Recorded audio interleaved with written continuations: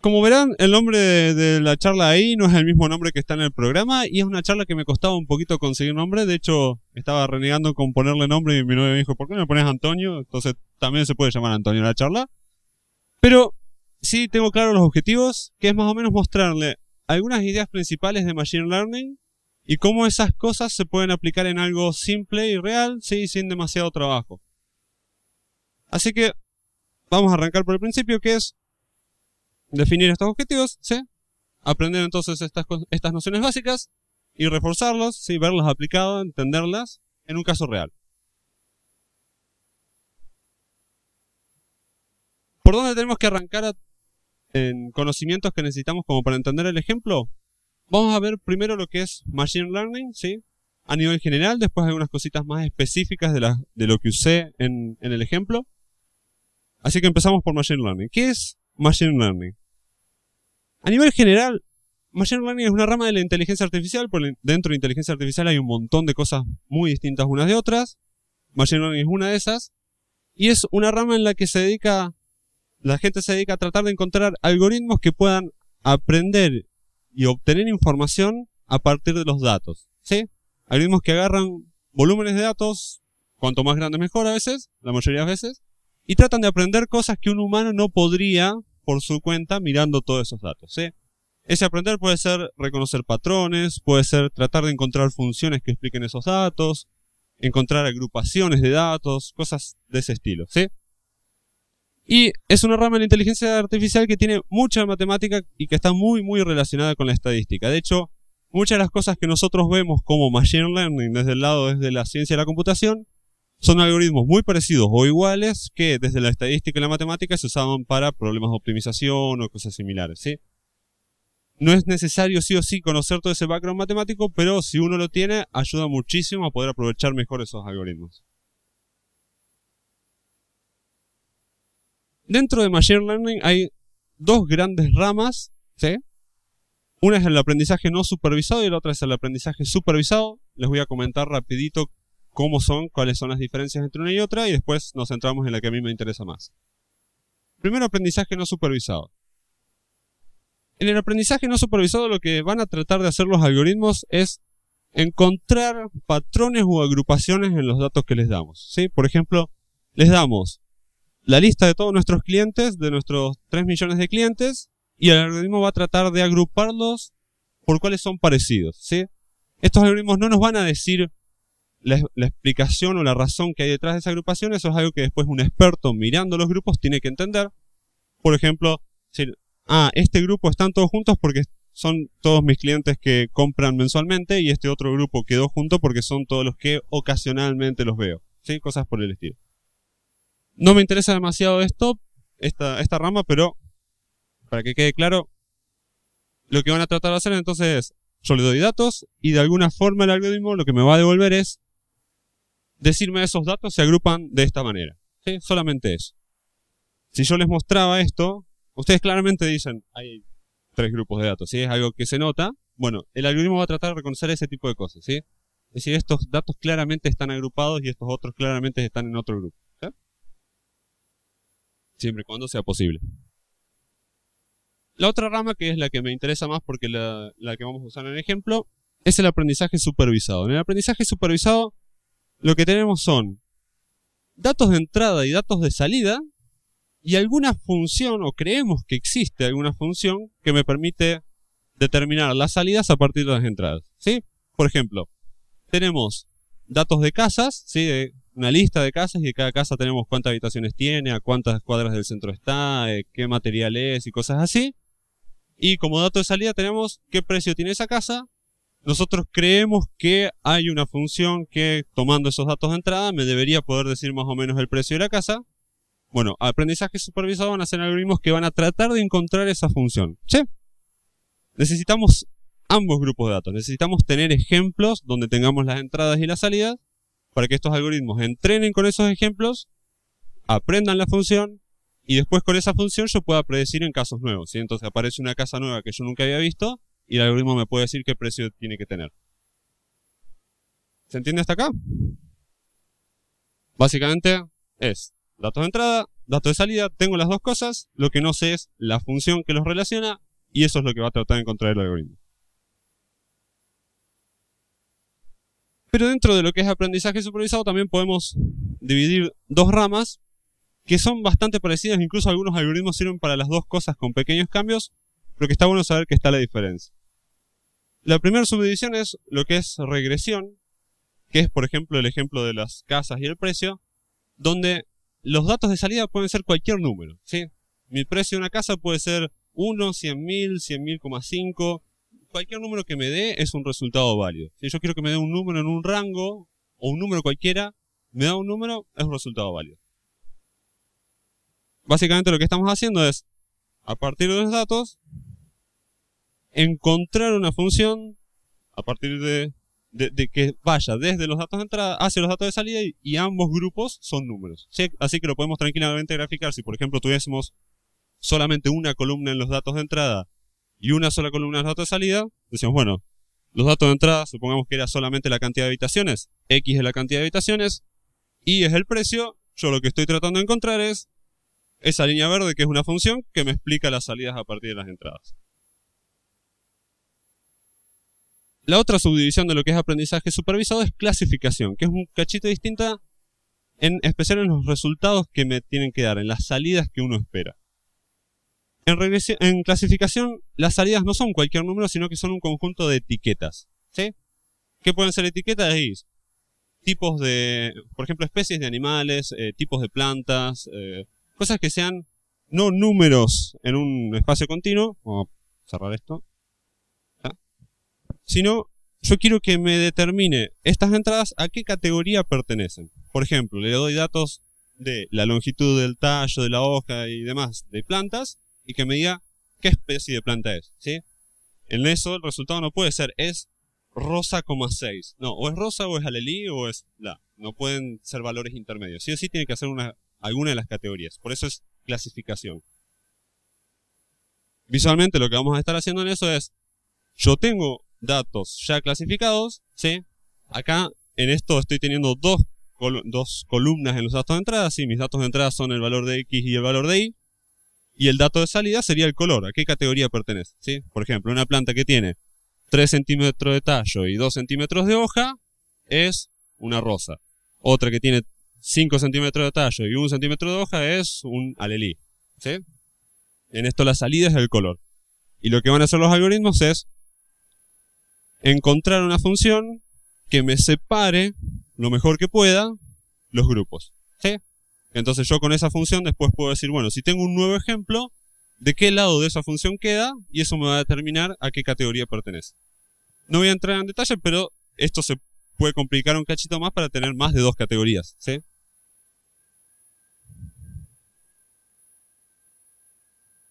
Bien, nosotros vamos a estar usando aprendizaje supervisado, en especial clasificación, después les voy a mostrar por qué. Y hay algunas cuantas cosas que está bueno saber de aprendizaje supervisado, así que voy a pasar y explicar primero esas cosas antes de llegar al ejemplo. Una primera cosa que tenemos que entender en aprendizaje supervisado es la idea de hipótesis. Nosotros cuando vayamos a correr nuestros algoritmos que van a tratar de obtener la función a partir de los datos, lo que van a hacer esos algoritmos es probar un montón de funciones, ¿sí? Por ejemplo, si yo tenía el gráfico ese antes así, que era una parábola, supongamos que, por ejemplo, nuestro algoritmo está probando con y es igual a x al cuadrado, ¿sí? Probó y eso no se ajusta demasiado bien a los datos. Bueno, prueba con y es igual a x al cuadrado más 1. Prueba, no se ajusta, bueno, pruebo ahora con 2 por, perdón, x. Y es igual a 2 por x al cuadrado más 1. Y así va probando un montón de funciones hasta que alguna se acomode a los datos, ¿sí? No lo va haciendo de forma tonta, sino que va tratando de hacer cambios en la función para que se acerque a los datos, ¿sí? No es que va probando valores random hasta que alguno dé. Una hipótesis es una de esas funciones, ¿sí? Todas esas funciones que va a estar probando el algoritmo son todas hipótesis, son todas posibles explicaciones de mis datos. Los algoritmos entonces van a probar miles y miles de hipótesis, van a encontrar alguna entre todas esas que sea la mejor que encontraron, no necesariamente perfecta, sino la mejor hipótesis que encontré. Eso es lo que me va a dar como resultado el algoritmo. Entonces, por ejemplo, si estábamos con las casas, va a probar un montón de funciones y hasta que encuentre alguna que está bastante bien, la mejor que haya encontrado. Eso es lo que nos devuelve el algoritmo. Nos dice, bueno, esta función, si vos le das como entrada los datos de la casa, te da como resultado un precio medianamente bien.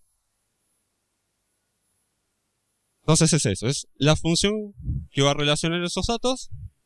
Eso es una hipótesis. Y el hecho de que vamos a estar probando un montón de hipótesis hasta quedarnos con la mejor que hayamos encontrado. Lo que dije, así que lo salteo rápido. Ahora, la cuestión es, ¿cómo armo yo esa función? ¿Sí? Yo recién decía en el ejemplito ese que había una parábola, estaba probando siempre parábolas. Estaba diciendo siempre es alguna forma de a por x al cuadrado más b. ¿Sí? O sea, siempre estoy haciendo una curva que es una parábola. ¿Por qué elegí una parábola y no elegí, por ejemplo, una recta o algún otro tipo de función? ¿Qué tipos de funciones van a estar probando los algoritmos? Eso es el modelo. ¿Sí? Es más o menos la estructura o el tipo de funciones que mi algoritmo va a poder probar. Porque hay distintos algoritmos y distintos algoritmos van a poder probar distintos tipos de funciones, algunos más limitados y otros van a poder probar, por ejemplo, cualquier tipo de función. Si vamos a cosas súper simples como regresión lineal o clasificación lineal, el modelo es rectas. ¿Sí? Son algoritmos que van a probar con rectas. Si mis datos no se ajustaban a una recta, ese modelo está mal elegido, ¿sí? Porque nunca va a poder encontrar una función que se parezca a los datos. Una red neuronal es un modelo que puede aprender cualquier función existente, ¿sí? Entonces es un modelo que es mucho más genérico, mucho más universal. De hecho, es universal, puede aprender cualquier cosa. Así que el modelo entonces es eso, es la especie de molde que vamos a estar usando para las funciones y que va a depender del algoritmo que hayamos elegido. Ahora, hay distintos modelos, ya por ejemplo se dan cuenta, recién había hablado de algunos muy limitados como regresión lineal o otros súper universales como redes neuronales. Pero además otra cosa que está bueno saber, digamos, entre estos distintos tipos de modelos es que hay algunos modelos que son paramétricos y otros no paramétricos. Yo hasta recién les estaba diciendo siempre lo que me devuelve el algoritmo es una función. Que yo esa función después le meto datos de entrada y me predice la salida. Si le meto los datos a la casa, me predice el precio. Eso es un modelo paramétrico. Es un algoritmo que cuando terminó me dio la función, ¿sí? La funcioncita armada, y yo agarro y le doy esa función a Boris, y Boris usa esa función y ya puede predecir, ¿sí? No necesita más que la función. Ya está la funcioncita armada y usa solamente eso. Eso es un modelo paramétrico. Hay otros modelos que son no paramétricos y que además de la función necesitan los datos para poder predecir, ¿sí?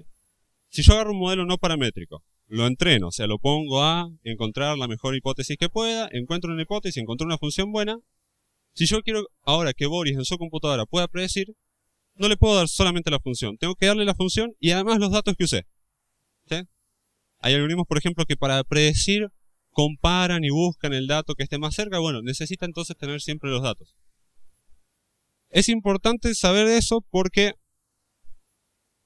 cuando yo quiera distribuir lo que yo hice, ¿sí? Cuando yo le quiera dar a alguien el predictor que yo obtuve, es muy distinto decirle, bueno, te doy este programita que tiene unas cuantas líneas y ya tiene la función ahí metida, que decirle, te tengo que dar este programita más 80 GB de datos, ¿sí? Es mucho más difícil distribuir un modelo que sea no paramétrico. Pero tiene sus ventajas. Por ejemplo, muchos modelos paramétricos, el proceso de entrenarlos no demora nada. Cuando los modelos paramétricos, por lo general, sí necesitan mucho tiempo de entrenamiento, de probar hipótesis hasta que encuentran una buena. Otra cuestión importante, ya que estamos hablando de entrenamiento, es el sobreentrenamiento. Decimos que nuestros algoritmos van a ir probando un montón de funciones, ¿sí? Obviamente van a arrancar con algo que es muy malo. Entonces, yo, por ejemplo, tengo mis datos y le digo al algoritmo, bueno, empezá a probar hipótesis. Arranca con una función armada al azar, entonces seguramente va a ser una función que no se ajuste para nada bien a los datos. Le evalúa y dice, no, esto realmente no está dando bien. ¿Cómo le evalúa? Compara, ¿sí? Predice los ejemplos que tiene y se fija si su predicción es igual al resultado que esperaba o qué tan distinto es. Entonces, en este caso, por ejemplo, empieza a predecir todos los valores de X, le da esa línea de valores de Y, lo compara contra los valores de Y que debería haber dado y da muy distinto. Entonces hace una nueva iteración donde modifica esa función y la trata de ajustar a lo que debería dar, ¿sí?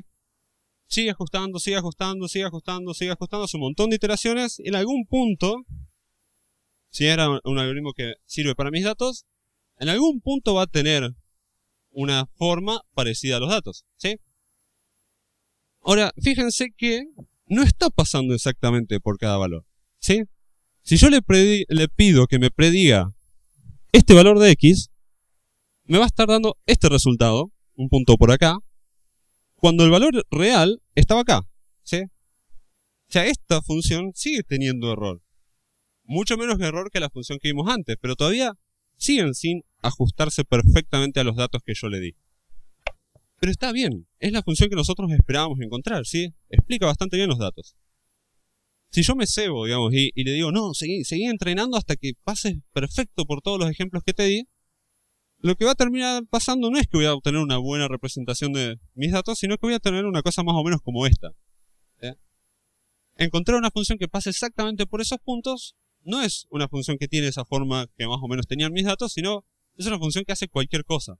Una función que si yo agarro y le pido que me prediga este valor de x, me da un valor de y re bajísimo, cuando en realidad con mis datos yo esperaría que en este, cuanto más grande hacia acá sea x, mucho más grande sea y. ¿Sí? Esto se llama sobreentrenamiento. Uno tiene que evitar esto, no tiene que pedirle al algoritmo que encuentre la función que no tenga error, ¿sí? Una función que pase perfectamente por todos los ejemplos. Sino que hay que encontrar una función que represente, que generalice bien lo que mis datos están mostrando, que no es necesariamente que pase exactamente por cada punto.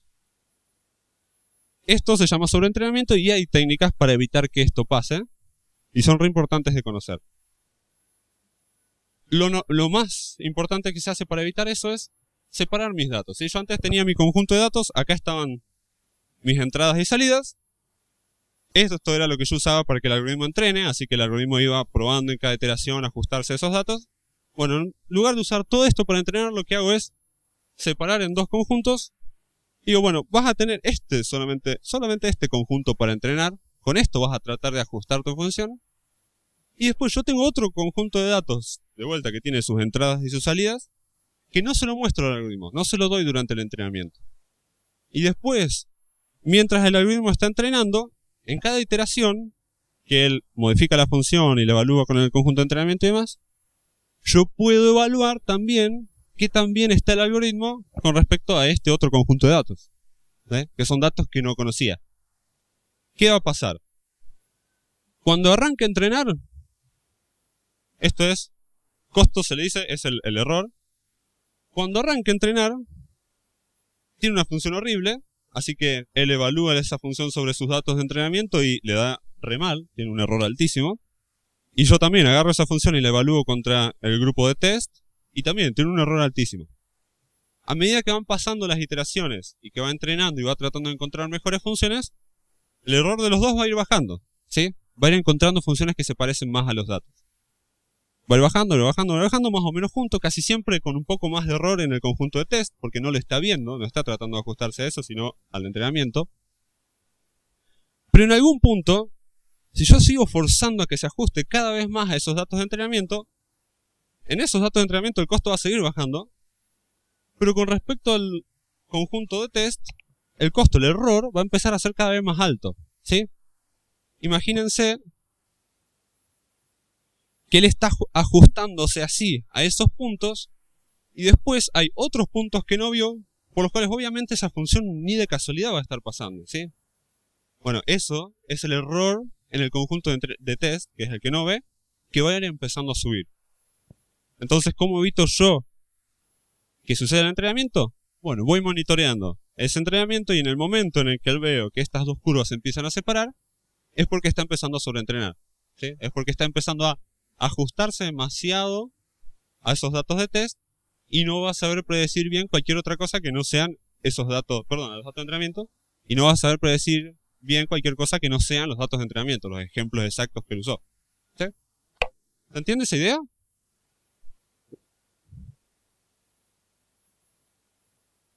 Bueno. Algunos algoritmos como para que tengan una idea de qué hacen estos algoritmos por dentro. Sí, yo elegí dos nomás. Elegí uno que es el del más simple y otro que es de los más complicados. Como para que tengan una idea de qué hace realmente este algoritmo. Cómo entrena y ajusta la función y después me permite predecir. Todo para clasificación. Perdón, no, uno de clasificación, otro de regresión. Cabecinos. ¿Qué hace cada vecino? Como algoritmo de clasificación. O sea, yo le doy dato de entrada y me tiene que devolver una categoría, ¿sí? Lo que voy a encontrar es una función que separe esas categorías. Yo cuando lo entreno y le doy todos estos datos con sus entradas y salidas para entrenar, lo único que hace K-Neighbors, K-Vecinos, es guardarse esos datos, ¿sí? Se los guarda. Se los guarda en memoria, en una tabla, en lo que sea, se los guarda y no hace más nada. Y después, cuando yo le pido, a ver, con estos datos de entrada, predecime qué salida tiene, lo que va a hacer es, si yo le estoy pidiendo esto, le digo, bueno, a ver, yo te doy como entrada 3 de X y 5 de Y, decime qué color es, decime qué salida es. K-Vecinos va a agarrar los K-Vecinos que estén más cerca, ¿sí? Si yo estoy haciendo un K-Vecinos con K igual a 4 o igual a 5, va a mirar los 4 vecinos que estén más cerca, se fija cuál es la categoría mayoritaria en esos vecinos y me devuelve eso, ¿sí? Entonces, cuando predigo, le digo, predecime esto de qué color es, mira los K que estén más cerca, en este caso un K igual a 4, mira estos 4 y dice, la mayoría son verdes, así que ese punto tiene que ser verde, ¿sí? Fíjense que el entrenamiento no tuvo nada de tiempo, ¿sí? Yo no lo tuve que dejar horas entrenando ni nada. Yo le di estos datos y se los guardo nomás, no hizo más que eso. Y cuando predigo, no es muy complicada la lógica, es bastante pava, es mirar los datos que estén más cerca, si calcular la distancia a cada uno de todos los que conocía, quedarse con los K más cercanos y buscar qué dice la mayoría. Si tengo muchos datos, comparar y encontrar los K más cercanos son muchísimas comparaciones, ¿sí? Solamente ese problema tiene. Es no paramétrico. Necesita los datos para predecir. Así que si yo le quiero dar eso a otra persona y quiero distribuirlo, necesito darle todos los datos juntos, ¿sí? Porque no le puedo dar solamente la función y decirle, pedile que prediga. Porque la función compara contra los datos, así que necesita los datos juntos. Pero es súper simple y no tiene tiempo de entrenamiento. Redes neuronales es como el otro extremo.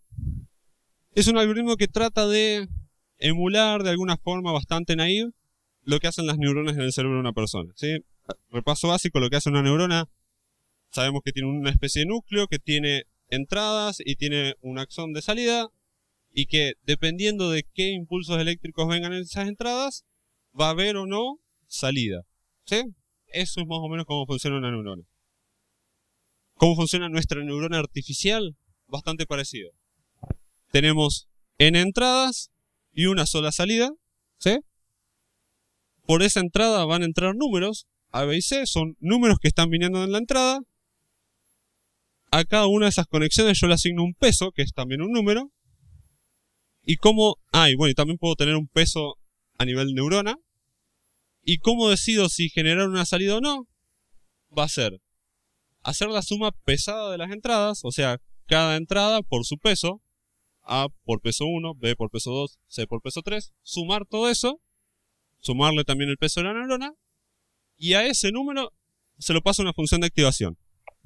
La función de activación puede ser tan simple como if el número es mayor a 20, devuelve 1, si no devuelve 0. ¿Sí? Podría ser una cosa así. Normalmente se usan algunas funciones un poco más complicadas, pero casi siempre es alguna curva que en un punto hacia este lado devuelve 0 y hacia el otro lado devuelve 1. ¿Sí? Así funciona una neurona sola. ¿Qué es una red neuronal artificial? Tengo muchas de esas neuronas interconectadas.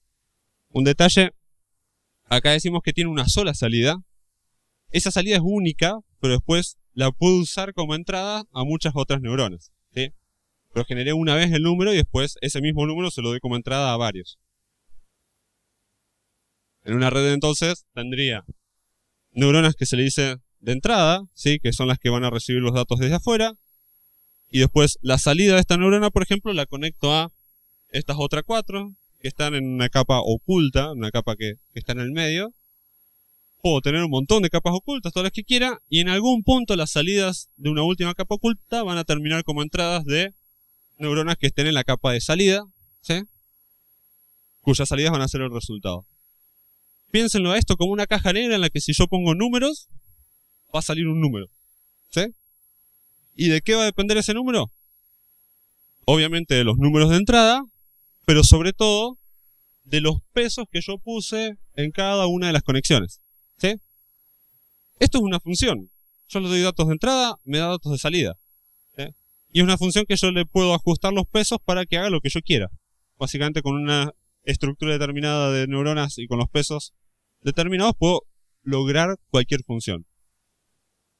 Obviamente que es una función muy complicada de escribirla matemáticamente. O sea, escribir la fórmula matemática de esa función es mucho más fácil mirarlo como una red de neuronas. Ahora, ¿cómo funciona el algoritmo cuando yo le digo entrená? Si yo tengo estos datos de entrada y de salida y quiero encontrar la función que explique esos datos. El algoritmo va a hacer un montón de iteraciones y en cada de esas iteraciones va a ir ajustando los pesos de las conexiones para tratar de acercarse a la función que yo estoy esperando. ¿Sí? Ese proceso es pesadísimo, demora muchísimo. ¿Sí? Son multiplicaciones de matrices grandes y que tengo que hacerlas cientos y cientos y cientos, miles y miles y miles de veces. Así que es re pesado el proceso de le doy los datos que me devuelva una función. El proceso de entrenamiento demora un montón. Ahora, una vez que obtuve los datos, una vez que obtuve los pesos, ¿sí? Que obtuve la función, si yo le doy esa red neuronal así a otra persona, ya la puedo usar para predecir sin necesidad de los datos. ¿Sí? Ya todo el conocimiento está condensado en esos números. No necesito darle también los datos que yo sé para entrenar. No, yo le doy la red neuronal con los pesos y ella la puede alimentar con datos de entrada y que le dé datos de salida. ¿Sí? Ya la puedo usar para predecir precios de casas sin que yo le dé todos los precios de casas que yo sé para entrenar. ¿Se entiende? Entonces es paramétrico, eso está re bueno. Para distribuirla es fácil, no tengo que darle cosas. Pero para entrenarla es pesadísimo. Y puede aprender cualquier función, es universal. ¿Hasta acá se entendió más o menos o están muy perdidos? Levante la mano el que está muy perdido. Bien. Bien. Sí. Es paramétrico. Paramétrico es que solamente necesita los parámetros. No paramétrico es que necesita, además de los parámetros, otras cosas. Sí.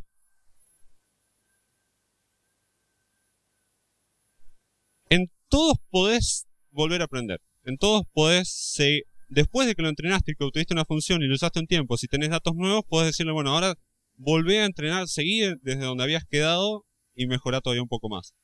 En el otro, lo único que haría es agregar datos. En este sería igual que el proceso de entrenamiento normal, de volver a ajustar los pesos hasta encontrar.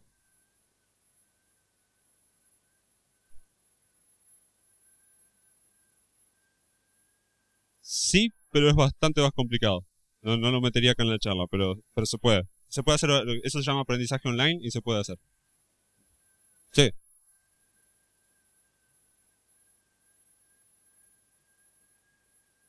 Sí, que en realidad es no solamente para una neurona, sino para todas tengo que definir, para todas las conexiones tengo que definir pesos. ¿Cómo se hace? Normalmente se arranca con random, ¿sí? Yo tengo mi red armada, le pongo random entre 0 y 1 a todos esos pesos, y después el algoritmo en cada iteración va ajustando los pesos de acuerdo al error. ¿Cómo lo hace? Que es backpropagation, no lo vamos a ver acá, pero si querés después nos sentamos un rato y te lo cuento, pero involucra hacer derivadas para calcular inclinación de funciones y cosas así, pero sepan que va ajustando los pesos para acercarse a la función de forma bastante bien. Sí.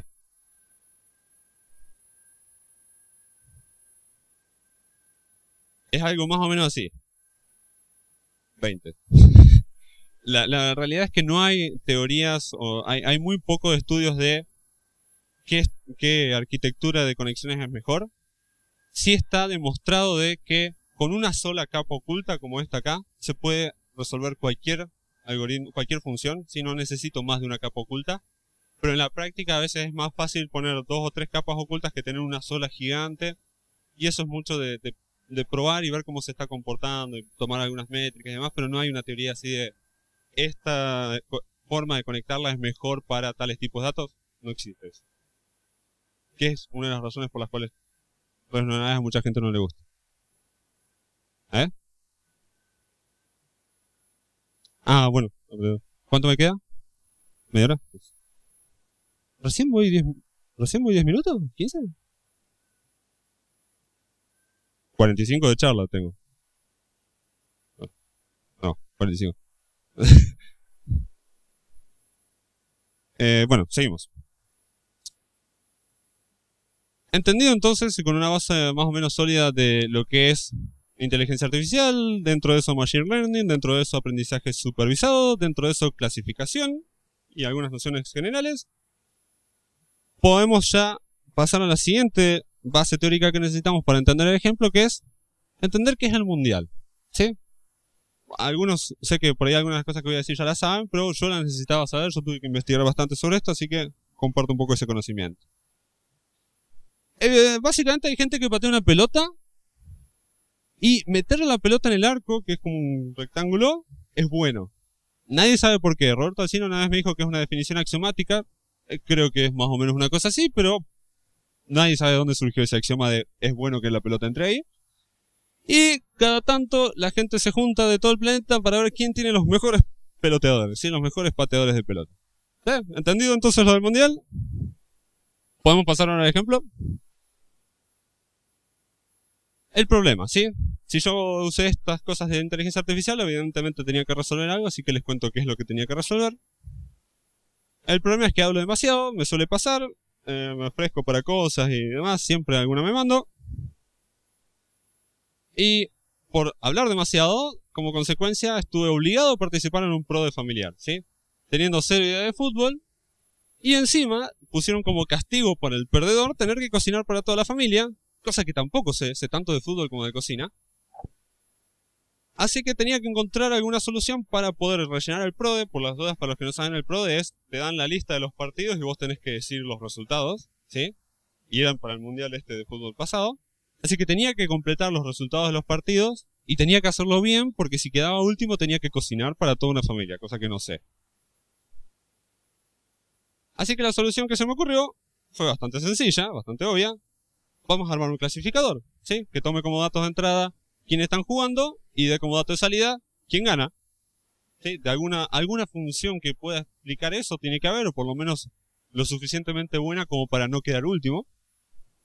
Las entradas entonces son los partidos, con el año incluido. Por ejemplo, una entrada es 2014 Alemania-Brasil, ¿sí? Una cosa así es la entrada. Y la salida es gana Alemania, ¿sí? Por ejemplo. Lo primero que tuve que hacer es obtener datos, ¿sí? Estoy usando clasificación, que es aprendizaje supervisado. Para hacer aprendizaje supervisado necesito datos de entrenamiento, o sea que tenga entradas y salidas para entrenar. Así que necesito muchos datos de partidos de mundiales, donde me digan qué año, quiénes jugaron y quién ganó. Se suele renegar en este paso, ¿sí? En este paso casi siempre es complicado obtener datos que estén bien formateados como uno los necesita. En especial, en este ejemplo, no encontré lugares donde me den una tabla de todos los partidos de los mundiales con los resultados. Encontré cosas sueltas, cosas incompletas. Resulta que en el sitio de la FIFA hay algo parecido, pero yo en el momento que lo busqué no lo encontré. De hecho, encontré un montón de links que decía, sí, mirá, en este link de la FIFA está. Y entraba ahí y me decía que no existía. Así que me tuve que conformar con Wikipedia, que tiene todos los datos de los partidos, pero no los tiene en una tabla, o sea, una tabla que un programa pueda leer, sino que los tiene así como texto, como un documento. Así que lo que hice fue algo que scrapeé, o sea, un programita que se baje el HTML de lo que está viendo en Wikipedia y trate de extraer más o menos esos datos. No anduvo del todo bien, me sacó la mayoría de los datos, pero después un montón de otros datos los tuve que modificar o copiar y pegar a mano. Pero como resultado me logré entonces mi archivo CSV separado por comas con los partidos desde 1950 hasta el mundial anterior, ¿sí? Todos esos partidos, año, quiénes jugaron, cuál fue el resultado. El segundo paso es algún tipo de preprocesamiento en esos datos, ¿sí? Hasta ahora siempre que estábamos hablando de los algoritmos, cómo funcionaban y demás, siempre hablamos de números, y Argentina o Yugoslavia no son un número. Así que no le puedo dar, por ejemplo, una red neuronal, ¿sí? Sí.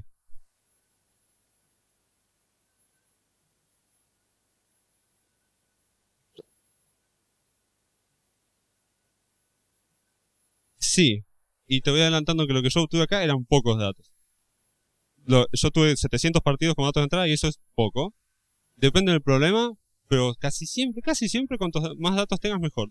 Después, si querés, si nos da el tiempo, explico unas cosas importantes sobre cuándo conviene buscar más datos y cuándo no. Pero bueno, la cosa es, tenía los datos, tengo que preprocesarlos porque no tengo números. Tengo Argentina, Brasil, gana Argentino, cosas así. Yo tengo que darle a la red neuronal o al algoritmo que use números. Tengo que dar una tabla con números, porque eso va a usarse como entradas en una función y que va a dar como resultado números. ¿Sí? Así que el primer paso fue eso, numerizar. ¿Cómo convierto Alemania a un número? ¿Podría ponerles IDs? Sí, pero eso no está dando demasiada información, ¿sí?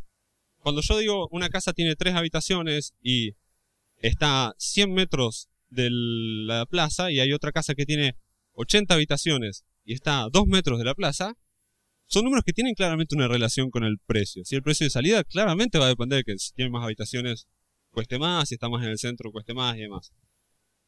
Si yo les pongo un ID, si Brasil queda con ID 3 y Yugoslavia queda con ID 70 porque estaba abajo, Yugoslavia no es 50, 20, 30 veces más Brasil en ninguna forma de medirlo, ¿sí? Entonces tengo que tener números que de alguna forma representen cosas que yo creo que puedan tener relación con la salida. Entonces, ¿qué hice? Convertí cada nombre a una serie de números de estadísticas de ese equipo, ¿sí? Ya tenía todos los partidos, así que calculé estadísticas como qué porcentaje de partido ganó, qué porcentaje de presencia en el podio tiene, ¿sí? Por ejemplo, que yo en promedio siempre está segundo, eso es mucho mejor que en promedio siempre está décimo, cosas por el estilo. Así que convertí cada nombre de equipo a las estadísticas de ese equipo. Entonces ahora como entradas tengo 2014, porcentaje de partido ganado del 1, porcentaje de presencia en el podio del 1 y así varios. Y después los mismos números del 2. Y como salida, un 1 o un 2, de acuerdo si ganó el primer equipo o el segundo. Una segunda cosa que tuve que hacer es normalizar. Esto es algo re común en Machine Learning. Si yo dejo los datos así, como estaban numerizados recién, el año varía en números que son miles, mientras que el porcentaje de partidos ganados varía de 0 a 1, ¿sí? Y entonces, obviamente, en todas las funciones matemáticas, el resultado va a depender muchísimo más del año que de ese porcentaje, ¿sí? Ese número grande me está comiendo el resultado de la fórmula. Muchos de los algoritmos pueden sobrepasar eso, igual ir ajustando los pesos de forma de que entonces ese número grande vaya perdiendo importancia y cobren un poco más importancia los otros. Pero va a llevar muchísimos más pasos de entrenamiento, muchísimas más iteraciones. Yo puedo ahorrarme mucho de eso directamente normalizando y diciendo, bueno, el año varía entre 0 y 1, el porcentaje de partidos ganados varía entre 0 y 1 y demás, manteniendo la proporción. Total, si yo le digo a un algoritmo, el año era 1950, o le digo 19,5, y el otro era 2010, o le digo 20,1, la proporción es la misma, ¿sí? No le estoy haciendo perder información. Así que bueno, normalizar todo entre 0 y 1. Otra cosa que tuve que hacer es contrarrestar un poco el bias, la tendencia que había de que muchos de los buenos equipos, Alemania, Brasil, Argentina, bla, están entre los primeros alfabéticamente y todos los datos de los partidos en Wikipedia están muy laboriosamente ordenados siempre con los equipos puestos en orden alfabético. Entonces me quedaba que casi siempre los equipos de la izquierda eran mejores que los equipos de la derecha. Entonces claramente el algoritmo que iba a aprender a hacer y que gane el de la izquierda. Digamos, era mucho más probable que gane el de la izquierda casi siempre. Entonces para evitar que haga eso, agarré y dupliqué los datos poniendo los equipos al revés, obviamente con el resultado invertido. Entonces para que vea que no depende si está a la izquierda o a la derecha el equipo, sino que tenga que depender de las estadísticas solamente. Y otra cosa que tuve que hacer es poner foco en las partes que sí podía predecir mejor y sacar cosas que me metían mucho ruido y que hacía que todo el predictor en general ande mal, en especial los empates, ¿sí? Los empates me empeoraban muchísimo la calidad del predictor, digamos el porcentaje de predicciones correctos. Y yo sé que hay un porcentaje bajo de empates en los mundiales, porque tenía la lista de partidos, así que pude calcular, creo que eran 12% de empate, una cosa así. Entonces lo que hice fue decir, bueno, saco los empates de los datos, de entrenamiento y demás. Nunca predigo como resultado un empate. Siempre voy a agarrar para entrenar partidos donde alguien ganó y lo que yo voy a estar prediciendo es quién gana. ¿Sí? Que sí o sí tiene que ganar uno de los dos. Con eso, en esos partidos, en ese 88% de partidos donde alguien gana, pude tener muchísima mejor precisión y yo ya sé que en el porcentaje de partidos más chiquito que hay, que son empates, voy a errarle. ¿sí? Cuando haya un empate en la vida real, yo voy a decir ganó uno y hubo un empate. Sé que estoy perdiendo esa precisión, pero la estoy compensando con muchísima más precisión en el resto de los datos, que son la mayoría. Así que me convenía hacerlo. Paso 3, mirar si son clasificables los datos, ¿sí? No siempre puedo aplicar un clasificador. Si yo tengo en el gráfico de antes, cuando tenemos los puntitos, si todos esos puntitos están exactamente bien distribuidos así de uno rojo, uno verde, uno rojo, uno verde, uno rojo, uno verde, todo así, no hay forma de definir una función que separe con buena precisión a los rojos de los verdes, ¿sí? Porque están todos ocupando la misma área, sin ningún patrón de los rojos están más para acá, los verdes más para allá, o en el centro, nada. Entonces tengo que saber si mis datos son más o menos clasificables. No puedo hacer el gráfico que hacía antes, porque como datos de entrada no tengo solamente XY, tengo, no sé, creo que eran 10 dimensiones, una cosa así, 10 columnas. Así que no tengo forma de graficarlo. Entonces, ¿qué hice? Bueno, fui tomando de a pares de esas columnas y graficando de esos de a pares hasta que en algunas más o menos se notaba alguna tendencia de se separan más o menos los rojos y los verdes, ¿sí? O sea, de tener que visualmente parezca que se pueda dibujar una función que los separe. Con eso confirmé algunas intuiciones obvias, como por ejemplo que si yo elegía porcentajes como entradas para graficar los porcentajes de partidos ganados de los dos equipos, casi siempre la tendencia era gana el que tiene mejor porcentaje de partidos ganados y cosas por el estilo, ¿sí? Eran intuiciones obvias, se veían los datos. Teniendo los datos, ya teniendo preprocesado, normalizado y demás, ahora tenía que elegir algún algoritmo para entrenar. Básicamente no tenía demasiado tiempo, esto estaba haciéndolo las apuradas con poco tiempo, así que dije, bueno, pruebo K-Neighbors porque no tiene tiempo de entrenamiento, entonces ya puedo ver si anda bien o no. No andaba muy bien. Y a partir de ahí era, bueno, tengo un montón de otros algoritmos que puedo probar. Sé que redes neuronales es universal, así que puede hacer cualquier cosa. Y además había una librería de redes neuronales que quería probar de hacía rato, entonces dije, bueno, hago redes neuronales, pruebo con eso. Fui directamente con redes neuronales, dio un resultado bastante aceptable, así que me quedé ahí. Normalmente, digamos, uno tiene que agarrar y probar con más cosas y también hay algunos indicadores de si este algoritmo es bueno o malo o no. Por ejemplo, cuando vimos sobre entrenamiento, lo opuesto, sí, el error opuesto es que mis datos mis funciones nunca se ajustan bien ni a los datos de entrenamiento ni a los datos de test.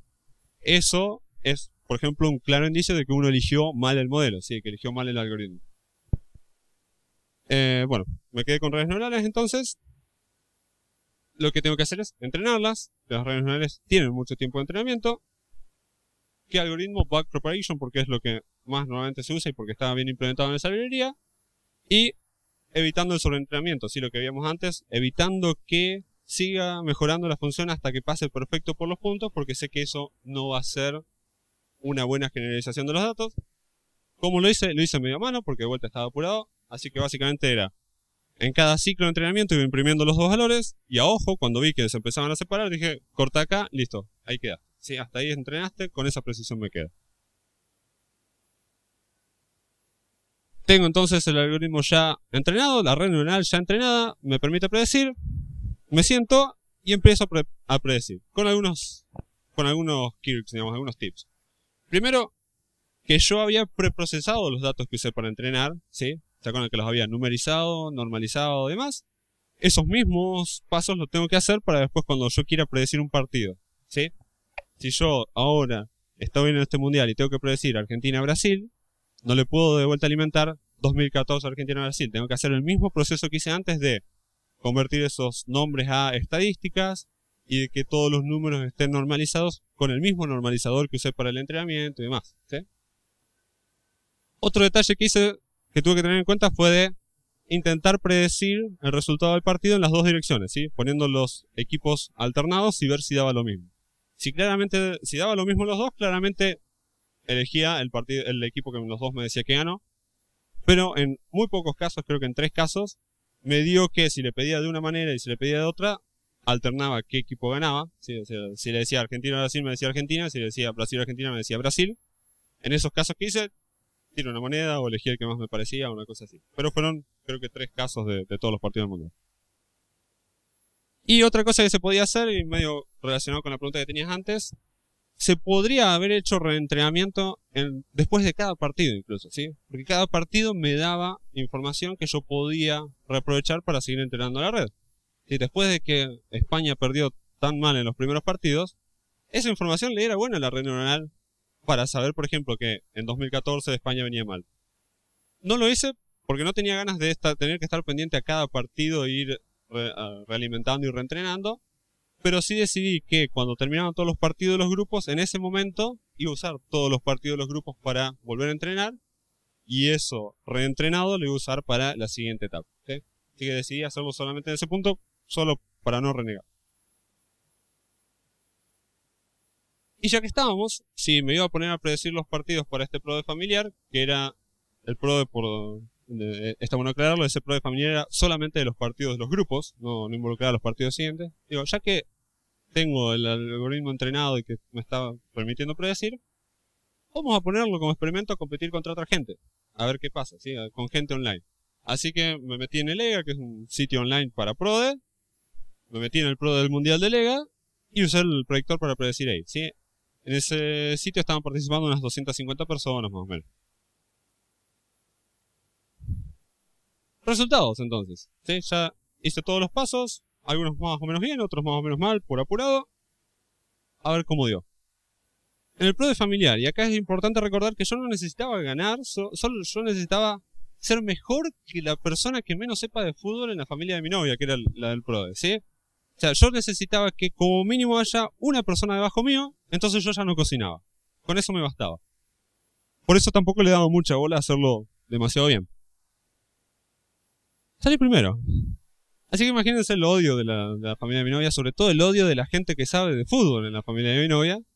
El hecho de que yo, que no tenía idea, haya salido primero y con esto encima, que era lo que había generado la discusión inicial de no, con eso no vas a poder predecir el fútbol. Sí, sí se puede. No, no se puede. Bueno, sí se pudo. Y ahora el otro lugar donde estaba participando, que era en el EGA, que eran 230, 240, no sé cuánto. Ahí me interesaba mucho más ver el resultado, además de porque predijo también hasta el final del Mundial, por el hecho de que tengo una muestra mucho más grande de gente contra la cual comparar y que es esperable que en esa muestra mucho más grande haya más gente que sabe de fútbol, ¿sí? Que si a las 10 personas que competían en el PRODE familiar les gané por suerte, es mucho más jodido ganarle a 200 personas por suerte, ¿sí? Porque evidentemente si están participando online prediciendo los mundiales, gente que sabe de fútbol ahí tiene que haber. Ahí sí no esperaba ganar, pero el resultado también fue el primer puesto. No.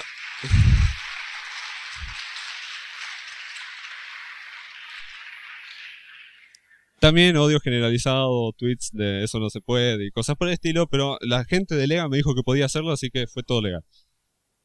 ¿Qué saco yo como conclusiones de esto? Yo lo usé algoritmos para algo muy sencillo, con muy pocos datos, tenía 700 partidos más, que es muy poca información, haciendo las cosas no demasiado bien, ¿sí? Porque muchas así, por ejemplo, elijo redes neuronales porque no tengo ganas de probar todo el resto, o no dedicar demasiado tiempo en mejorar, por ejemplo, qué estadísticas ponía por cada equipo, en agregar más features y demás. Igual obtuve resultados que fueron mejores que mucha gente que sabe del tema, ¿sí? Sin tener un super data center, sin tener gigas o teras de datos, sin tener la estructura de Google o Facebook y demás, simplemente con algo que en una tarde o dos hice en mi máquina con malos datos y poco laburo, pude mejorar la performance de personas que saben del tema, ¿sí?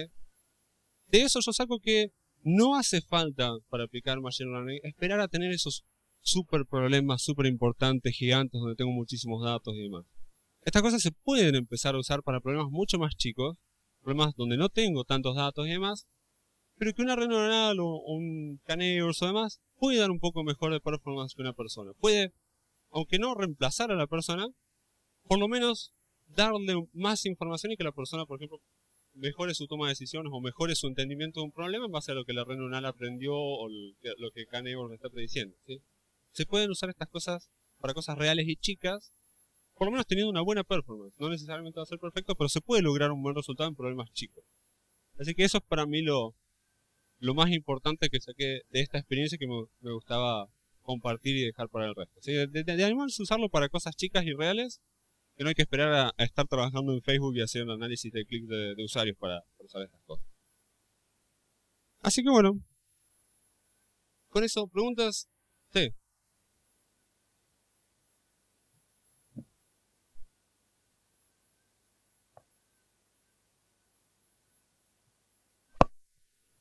Con el tema de si hace mucho o poco, eso no soy yo quien lo tiene que decidir, sino el algoritmo, ¿sí?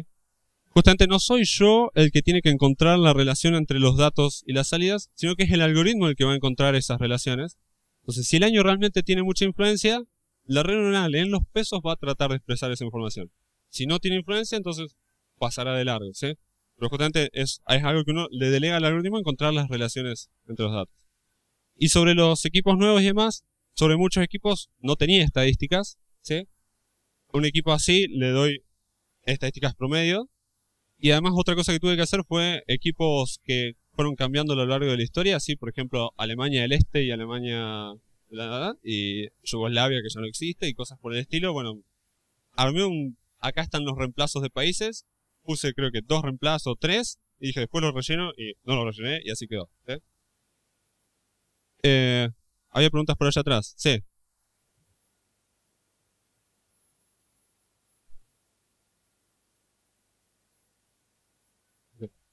Ah, cierto que tenía que repetir las preguntas. Pregunta cuántas horas le puse entre el scrapping y todo. Lo que más me llevó fue la primera parte, la de obtener datos y demás. En eso gasté unas 4 horas, 5 horas, una cosa así. Fue una tarde entera. Y después de entrenarlo y eso lo fui haciendo entre ratos libres de 2, 3 días siguientes, que en total habrán sido menos de 3, 4 horas. Una cosa así. Sí. Es que si en ese tiempo me aprendo la receta de cocina, las recetas de cocina son re poco específicas. Yo el otro día, no, después te cuento qué hice con el arroz. Sí. Si ustedes dicen, si me prendo del año que viene a jugar al Grande T, lo que más renegué fue obtener datos históricos. Ya varias personas me dijeron, vamos a usarlo en los partidos de la Nacional y qué sé yo. Ustedes consíganme los datos. Yo no tengo ganas de renegar con los datos de la FIFA, de la AFA y demás. Si ustedes me consiguen histórico un CSV con los partidos que sucedieron y los resultados, perfecto. Sí.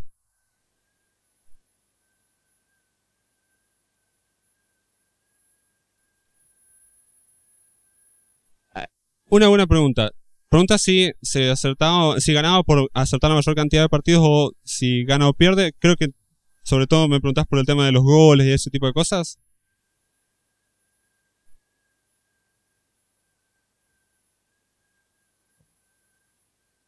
Ok, te cuento.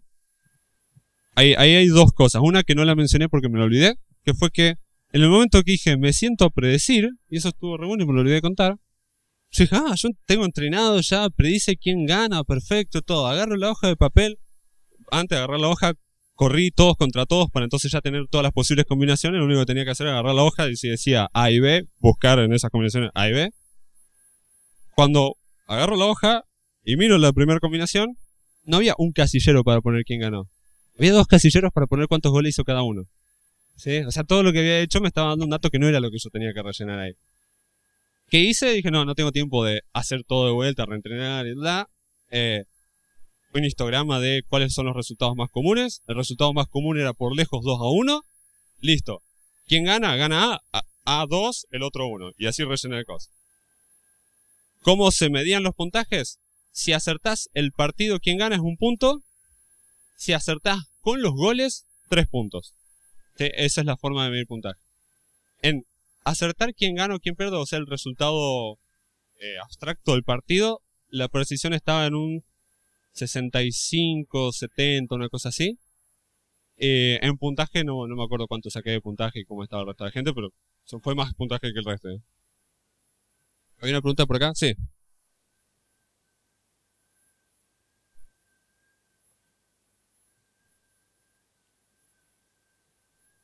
No solo, pregunta si me puse a pensar de poner varios algoritmos a competir y demás. No solo estaría bueno hacer eso, sino que si lo quiero hacer realmente bien, sobre todo por tener buenos datos, una cosa buena que se puede hacer cuando uno tiene buenos datos es usar Ensemble Learning, que es usar varios predictores, que yo sé que no van a ser tan buenos porque tengo pocos datos, y como resultado, ¿sí? Mirar el resultado de lo que me predice para un partido determinado, mirar lo que me predicen todos esos algoritmos y sacar lo que hice la mayoría o algún promedio de eso, alguna cosa por el estilo, ¿sí? Eso estaría re bueno hacerlo. No lo hice porque no me senté a dedicarle más tiempo, pero estaría bueno probar qué sale. Sí. ¿Qué librerías y tecnologías usé? Está todo en una IPython Notebook, que ahí en las filminas al final están los links, así que ahí pueden ver el código y están todas las cosas. Para el K-Neighbors usé Scikit-learn, que es como la librería de facto para lo que es Machine Learning en Python. Obviamente todo esto estuvo hecho en Python. Para graficar algunas cosas usé Pigalle, aunque en este momento ya no recomiendo eso, recomiendo Bokeh, que dio la charla Damián. Y para redes neuronales usé PyBrain, que funciona bien, tiene muchas cosas implementadas, pero no me gusta la API. La forma de usar la librería no me gusta. Cosas como, por ejemplo, tener que definir datasets de entrenamiento e ir alimentándole fila por fila el dataset de entrenamiento, siendo que yo tenía, por ejemplo, tengo el array de NumPy de los datos. ¿Por qué no le puedo dar ese array directamente como, estos son mis datos? Sino que tenía que crear un dataset y recorrer el array y por cada cosa ir haciendo un add en ese dataset y cosas así. Eso me parece que está bastante feo de la librería, pero la funcionalidad está y anda. Sí. ¿Dónde se pueden conseguir todas las filmas de la charla? Esa es una buena pregunta. Vamos a mandarle mail a todos los disertantes y pedir que nos pasen todo y vamos a meterlo en el sitio. ¿Sí? Así que ahí va a estar el link a esto, que esto después tiene el link a el código y demás cosas que usé. ¿Alguna otra pregunta? ¿Nada más? Estamos entonces.